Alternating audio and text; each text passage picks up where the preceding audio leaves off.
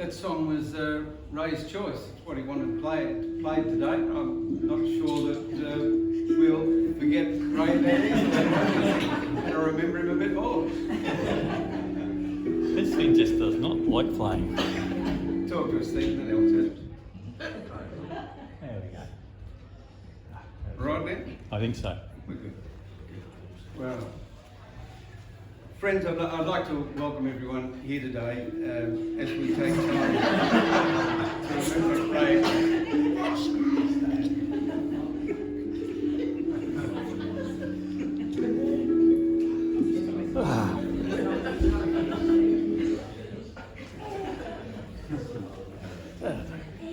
I can just hear Pam saying, hurry up and get on with it.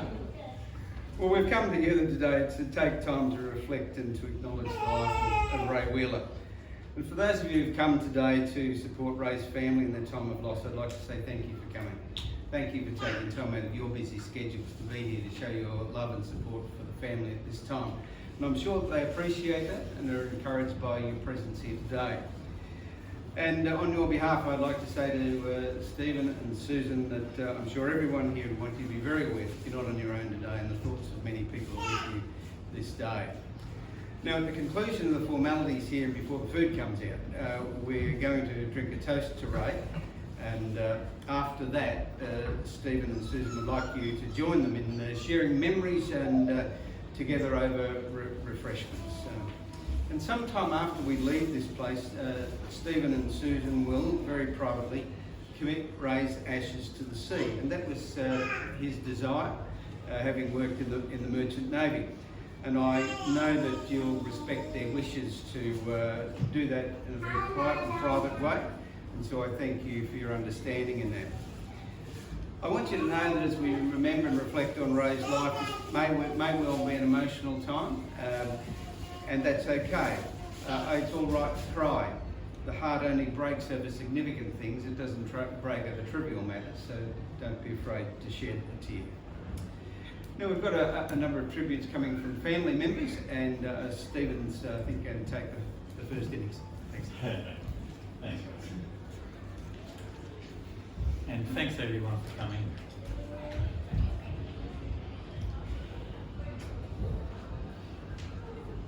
Come in. Steve, one minute. Yeah, thanks for the intro, Ross. And while I'm here, just like to acknowledge Ross for all the support he's given Susan over the years, especially when Dad's been unwell in this. So thanks for that. Before I start on Dad's story, I would like to just talk a little about him. He had charisma, and people just seemed to like being around him. People seemed to get along with him and genuinely enjoy his company. He travelled a lot. He met a lot of different people. He made a lot of friends along the way, from school friends to workmates, people he played golf, snooker, darts, cards with. There's one woman he even kept in contact with right up to the end, where he met on the flight in Egypt. He just had that sort of way. Unfortunately, most of Dad's close mates of his sort of era have passed on. We're lucky to have Margaret here, who probably knows Dad longer than anybody, wherever she went. Yeah, he goes way back to... No. Don't want to go way back? Way back to when? Over 60 years. Well, 60. years. That's a long time. Tom and Margaret migrated into Australia around about the same time we did.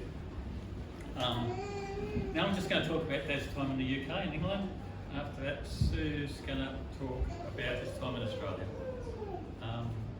The other thing I wanted to say is, Dad came back to Geelong about 5 years ago, and it was kind of nice in the end that my kids got to know him as he was, and sort of understood who he was. I mean, Dad grew up in that era of the typical British stiff upper lip and all that stuff, and he didn't show much emotion. But he did love his kids and his grandkids and all that. And he had pictures of more around his room in the nursing home. And yeah, it's just the way it was. Anyway, on to Dad's life.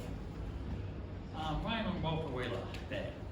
He was born on the 18th of February 1930. So he didn't quite make 95, but he almost got there. He was born to Primrose Ash. Now, Dad's life is full of good stories, and it starts with one. Sometime around 1928, Walter Wheeler met Primrose. Primrose was instantly infatuated by him. In fact, when Dad finally did meet Primrose in his 90s, when she was in her 90s, one of the first things she said to him is, "You're nowhere near as good looking as your father." Anyway, Primrose had previously been married and had lost her husband due to injuries during the war. She had a son, Leon. Walter and Primrose went on to another son, Frank. Later in life, the three boys got to know each other, and they had time together. Okay, there was one problem with the relationship between Walter and Primrose, and that was Walter was already married and had been married since 1922 to Alice. Alice later went on to be Dad's mum. Dad's childhood was hard. He started life in a foster home, was adopted out at age 3 by Walter and Alice. Their home was in the Greyhound Hotel. It's a pub in Wimborne, England. And when he was adopted out, he was taken home and he met who was to become his sister, Dorothy, my Auntie Dot. Dad didn't bond well with his new mum, and at age 9, his father went off to the war. In fact, he was working for the army, but he was only as far away as Cornwall. Now, that's less than 150 miles from Wimborne, but during the 6 years, he didn't return home once. To make matters worse, the whole of the south of England was inundated by thousands of military personnel, originally there to protect England from invasion. It turned out that they finished up training before the invasion of Europe. And Dad just found life really hard in those early days. The one saving grace for him was when he was 13, he was fortunate enough to win an entrance to a local Wimborne grammar school. Here he met 2 other boys, Tom, Angel and Dennis House. They became lifelong friends. Now they passed a while ago, but even after they passed, Dad kept in contact with their daughters, right up to the end. He describes his 4 years at Wimborne Grammar as one of the good things that happened for him. One of the highlights of being at the school was he made his first overseas trip. This was in 1946. The school was one of the first schools to take their kids overseas, and he got the ferry across to Belgium and then a train to Lucerne in Switzerland, where they stayed for a couple of weeks. On that trip over there, he got to see the damage that the war had caused to lots of Europe. And apart from that, it was also that trip that found his love of travelling, is what I'm trying to say. Dad left Wimborne Grammar in 1947. By this time his father had returned from Cornwall and taken over the pub. After leaving school, Dad worked in a local bakery for a couple of years. This leads me to yet another one of Dad's favourite stories. When he got the job at the bakery, as a junior, one of his jobs was to do the deliveries. So he delivered to, among other places, the police station, cake spreads, that sort of thing. And at the stage he was 16. At 18, he went back into the same police station after doing the deliveries for over 12 months and said, "I've come here to get me driver's licence." Obviously, the police officer was somewhat surprised. And all he said to him was, "This is going to cost your dad a few pints." In 1948 in the UK, national service was still a thing. Dad got called up and was given the choice of joining any of the 3 services. He chose to join the Royal Air Force. Given his father had been in the army on and off all his life, his father was not happy with the choice, but Dad did it anyway. They he tried out doing a few different things, but they soon discovered that firearms and Dad weren't a great combination. So he was dispatched to the cookhouse and then went to South Rhodesia, modern day Zimbabwe. when Dad talked about his time in the Air Force and in South Rhodesia, it really sounded more like a holiday than a job. He did tours all around the local area, spent time at Victoria Falls, and he had a team of locals who did most of the cooking and cleaning. And there was only a small number of servicemen there anyway. But the most interesting thing was, he joined the Air Force and he was never keen on flying. Well, not in those early years anyway. He kind of got used to it later in life. But when he joined the Air Force, they put him on a ship down to southern Rhodesia and they brought him back the same way. He was in the Air Force for over 18 months. He never got on a plane once. I said to him, "If you're the only person in the Air Force never to get on a plane?" He just smiled at me. How I think. After the way the British military put things, after he'd done his national service, he got demobbed. I just love the way that the military put it. They don't say you leave the Air Force or the Army, they say you get demobbed.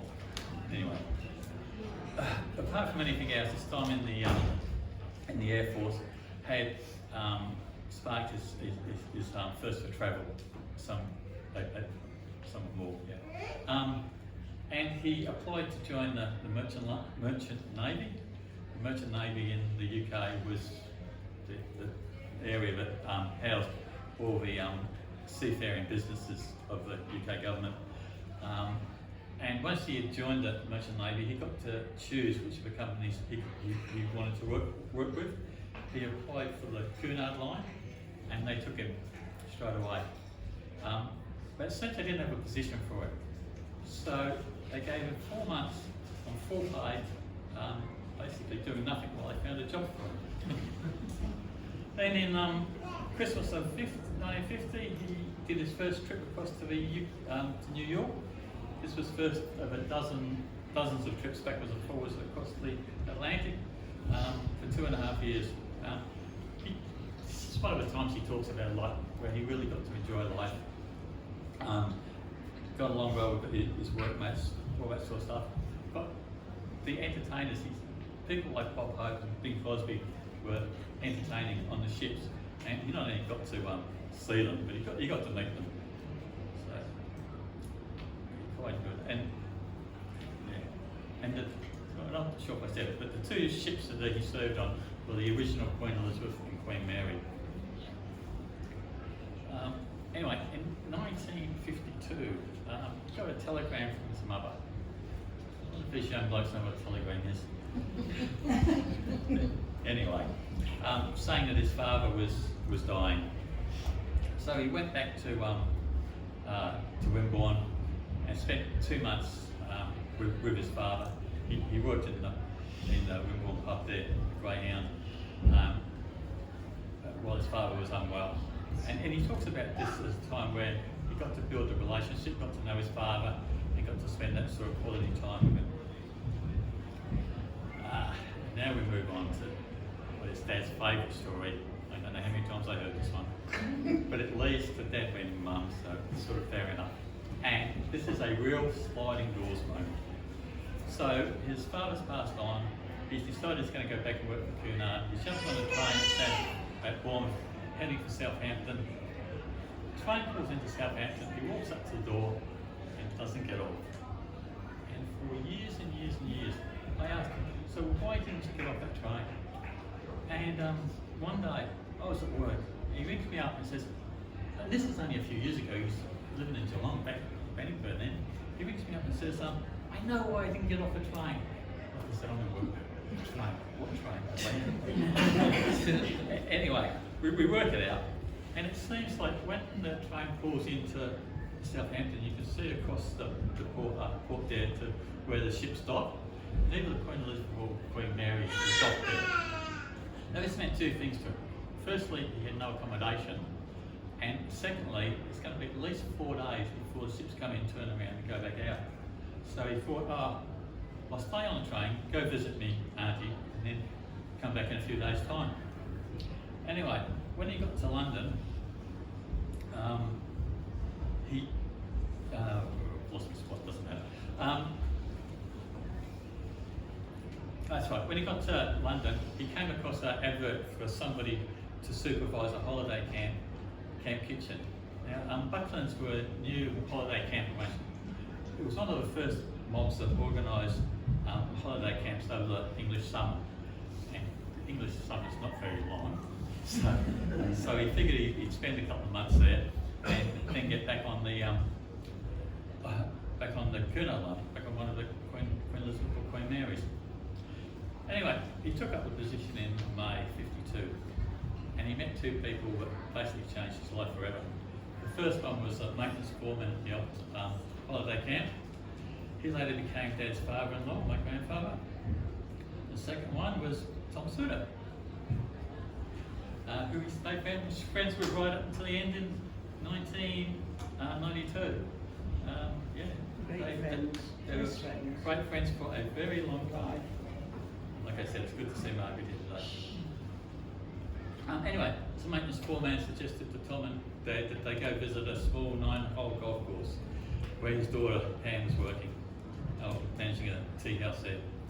Anyway, they took up the offer. Dad met Mum, and that started 67 years together.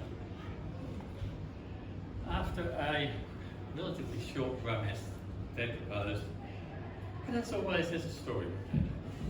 Okay, now Mum had been married. She was married for 6 months. Her partner had been unfaithful. She'd been divorced. Now, in those days, the divorce laws in the UK were very hard on women, and they told her when she was divorced she could not remarry for 5 years. And she still had 2 years of that to go. Anyway, they finally married in December of 1954. It's just a low-key affair in London with a few friends around. I was born the following year in 1955. They worked at a few bakeries around Kent and London, but he developed health problems. He was having an allergic reaction to the pollen and the flour. He got hay fever-like symptoms, so he couldn't continue. They went back to Wimborne to work at the pub, but Mum really hated the pub life, and after a couple of years, they returned to London. Dad couldn't work as a baker anymore, so he literally walked the streets of London trying to work out what to do, and he came across an old established wine company that had a number of, we would call them bottle shops. In the UK they're off licences based around the country. He walked in there, was given an interview. 2 days later he had a job and he started training. Interesting thing, the first shop he worked at was right next to Lord's Cricket Ground. The second one was a wine shop in Finsbury Park, right near Arsenal Football Club. Now, interesting thing about these two is Dad had followed, like he was 34 when he came back to Australia, he followed England in the cricket all his life obviously, and he followed Arsenal, the Arsenal Football Club, or Arsenal Soccer Club. The day he landed in Australia, he was going to be an Aussie, so he started back for the Australian cricket team, went down to Cardinia Park, got himself a membership to the Cats, and went to all the matches for the next few years. In early '61, he was off his own shop in Hitchin, where we spent the next 3 years. Interesting thing about Hitchin was there was a neighbouring town, village, whatever. And Dad got to know the manager there, who'd spent some time in Australia, and that sparked his interest in coming to Australia. Dad had always been an avid paper reader. I mean, Dad to us at home was just a paper with somewhere behind it. And he read an article about life in Australia. He wrote to the author of the article, and she finished up sending a letter to JC's here in Geelong. They arranged a job, somewhere to live. What he did say was amazingly easy to do. So in October '64, we were on our way to Australia as 10-pound bombs. And on that note, I will pass over to Susan.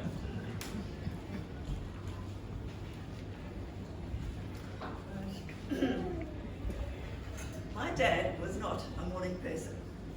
When I was a teenager, I came across a wise saying in an old book that said, "A loud and cheerful greeting early in the morning will be taken as a curse." And that was certainly true of my father. As Stephen has described, my dad dad was quite the adventurer. He wasn't afraid of change. As well as moving country, he moved house many times and had many different jobs. He adapted well to change, both those he initiated and those that were forced upon him. Stephen also mentioned that when my dad arrived in Australia, he started supporting Australian sporting teams. He wanted to fully immerse himself in Australian culture. It's only in retrospect that I realised how big and significant that decision was, and I believe it helped me to adapt to a new culture. 14 months after my parents arrived in Australia, they moved into their own home, which they had built. They'd not been able to achieve this in England, even after 10 years of married life. That was their main motivation for immigrating. From the time I understood that it cost my parents £10 each, that is £20 altogether, it all seems to me to be a very cheap fare, especially as Steve and I, we came for free. It was only about 6 months ago it occurred to me that £10 was probably a lot of money in 1964. I asked my dad, he said, it was a lot of money. I only earned £10 a week. And so it actually cost them 2 weeks' wages to come to Australia. Before we left England, we visited many of the tourist sites, because my parents never expected to come back, to return to England. But they ended up making 5 trips back to England, and they also visited Europe, Egypt, Scandinavia, US and Canada. Dad's most memorable trip to the UK was in 1992, when he found his biological mother and was able to keep in touch with her until she died. He also met his younger brother Frank, who he had known nothing about, and also met Frank's family, and they had further visits with him, and Frank even came to visit Australia. Dad's last trip to the UK was when he was 70. After this, health concerns restricted them to cruising, but they were able to do 4 cruises, and the last one was when Dad was 80. My dad was a keen card player, but he took it seriously. You had to pay attention because he didn't appreciate you making silly mistakes. Nevertheless, it was good fun, and I played cards with him on and off from when I was a teenager until he left Albury, so that's about 50 years. In that time we played a lot of different games, but probably the one we played the most was double rummy. And we even adjusted the rules when Mum's dementia set in so we could keep on playing. When my dad retired, they moved to Port Macquarie, where they lived for nearly 20 years, before returning to Victoria, when Mum's dementia deteriorated. When you live to be 94, you also have to adapt to health challenges and the way they impact your lifestyle. My dad had heart bypass surgery at 71 and then a heart valve replacement at 82.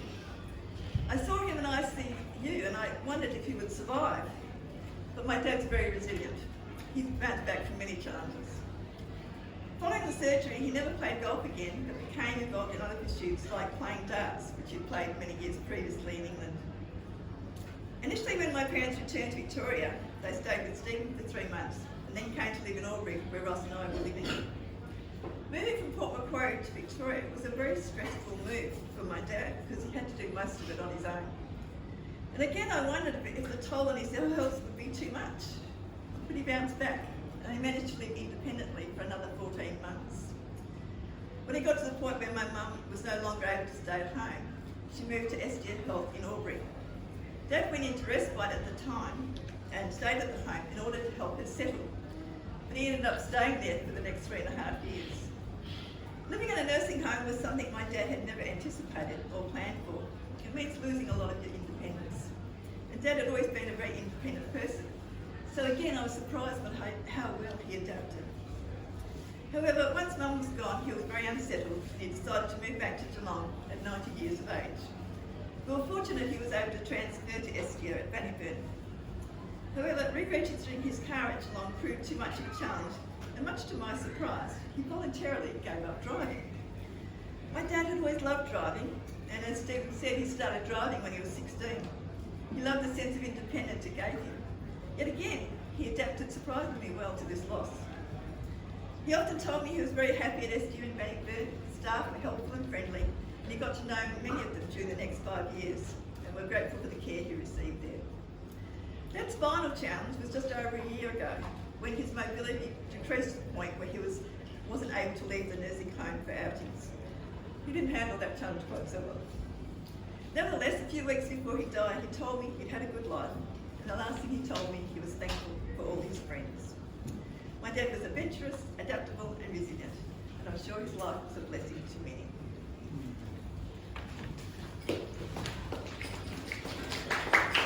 Well done. I'm sure I'd be proud of both of you. Really would. And now, Kayla, Connor and Angus are going to come and speak on behalf of the grandchildren. Well, some of them are. Maybe, I don't know how many. You can work out together. Just sit there, Angus, and encourage them.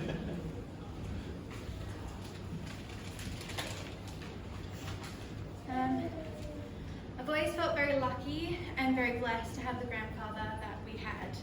My brothers and I grew up with a grandfather who we knew loved us and wanted the best lives that we could have. He was constantly encouraging us to explore and experience other cultures and other countries and not to get caught up in the day-to-day. He showed us love through our grandmother even after she passed. He talked about how often and about how much he loved her and admired her. My grandfather was also very competitive. I'm sure he passed it on to myself and my brothers. There is no mercy when it came to playing cards. There are rules, and there are rules to be followed for a reason, and that does not change if you are children, even if you are small children. But what he did teach us was work hard, and your wins will feel so much better than just being given them. For me, my grandfather was a huge part of me cooking and baking, and something we spent hours talking about, with him sending me things to watch and things to read. He also inspired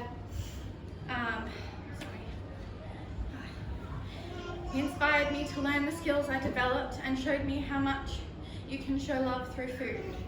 He taught me the importance of tradition and what that brings. I will never have a Christmas without sausage rolls, yo-yos, Christmas pudding. He will always be there with me through all of those things. Can I just get that one?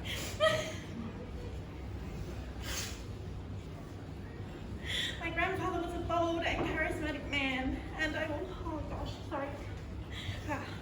My grandfather was a bold and charismatic man, and I always wanted to know who was in our lives, but not only who was in our lives, but he wanted to know who they were. He wanted to be part of our lives and know these people. We were so lucky to have the relationship that we had with him, and I don't think I'm ever really going to be able to say goodbye.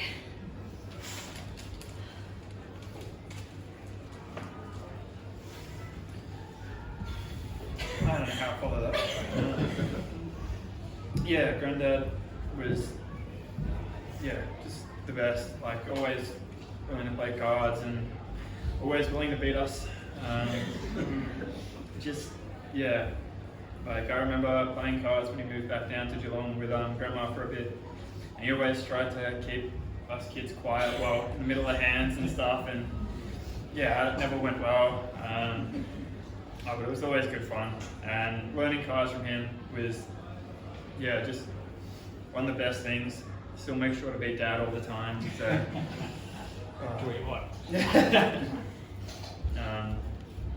all these stories, just incredible to listen to between hands and cards, and just very blessed to have him in my life, and thank you all for coming. You've described him very, very well. Now, Karen and Travis and Craig are going to come and speak on behalf of the grandchildren and the great-grandchildren. Maisie's coming today. You can come.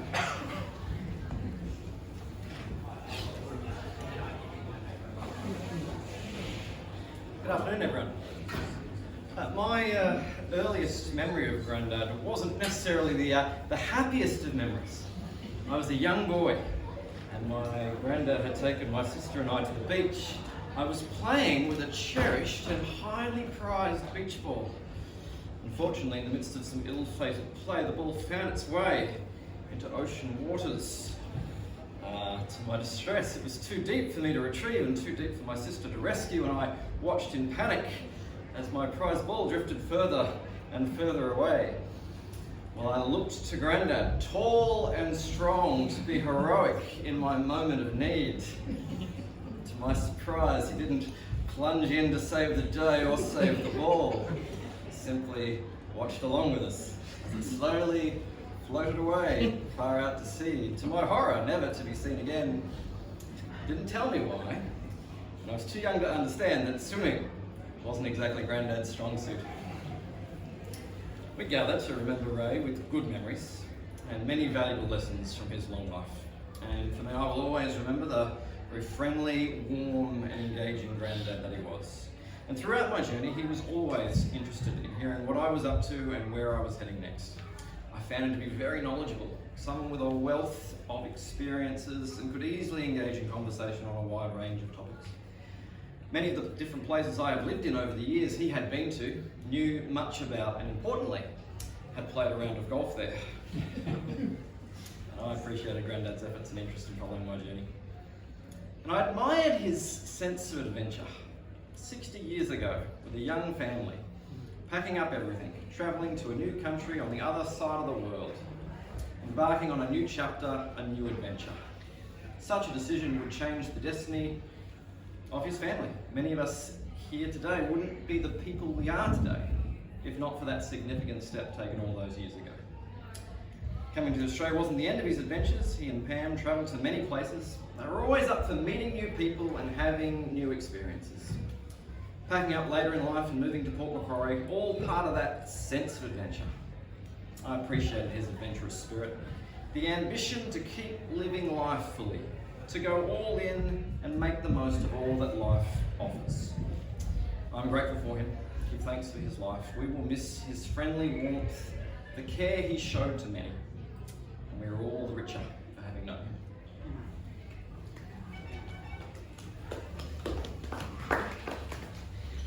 Thanks, Trev. Now, being the youngest of the three of us, I don't exactly remember some of those stories you mentioned, as I was quite young when they happened. So I thought I might share some stories from more recent times. And as we mentioned a few times today, that after his 90th, he moved back to the Geelong area. And around about that same time, me and my wife found out that we were pregnant with our son Lewis, who is here today running around. So when he was born, we decided to make sure that we made a few visits in the time that we had left, so that he would get to know Lewis a bit, and Lewis would get to know him. We really wanted him to get to know his great-grandfather, and so yes, we did make a few trips to Geelong for his birthday and Christmas a few times, and if we're going to be, we knew we were going to be in the general Geelong area. We thought we'd take Lewis with us and stop by and say g'day for a bit. And we just felt like that was the best gift we could give him was just time with his great-grandchildren.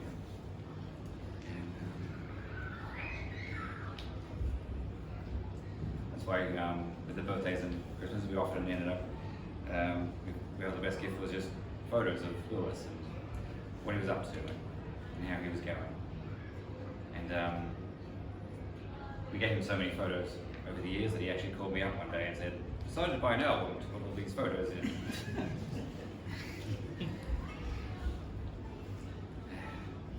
And about 15 months ago, we gave birth to our daughter Maisie. And upon hearing about the birth, he actually called me up to say congratulations. And he actually had a story to go with that as well. He said that when he was 3 and was in the orphanage, he had a friend there whose name was Maisie.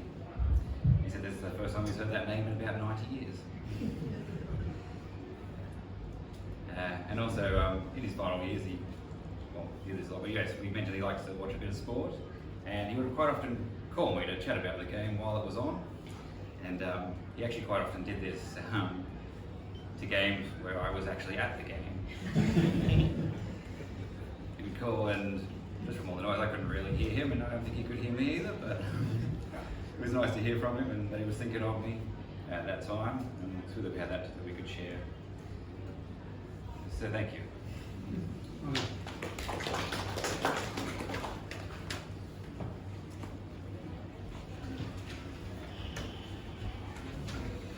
Don't be surprised that he couldn't hear you because wearing hearing aids is not one of Ray's strong suits.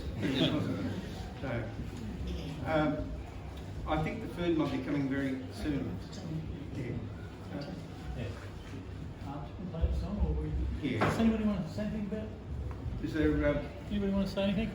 somebody got a brief memory you'd like to share? If not, you can share them while we have memories and refreshments together.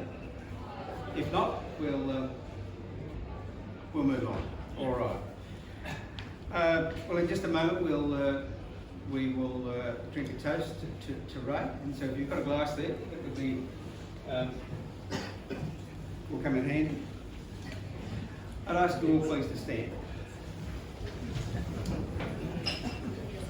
Today's service has been brief, but it's been a tribute to Ray, and whilst we're still coming to grips with the physical space in our lives that was once taken up by Ray, inwardly we are now content that he is at rest. It was Edgar Guest who wrote these words: "When I come to the end of the road and the sun is set on me, I want no rights in a gloom-filled room. Why cry for a soul set free? Miss me a little, but not too long, and not with your head bowed low. Miss me, but let me go." And as we reflect on Ray's life, may we gain a greater understanding of life from his life. May we learn from his failings, imitate his strengths, and always remember him with an honourable heart. After the toast, we're going to listen to Andre Bocelli and Sarah Brightman sing "Time to Say Goodbye." To Ray.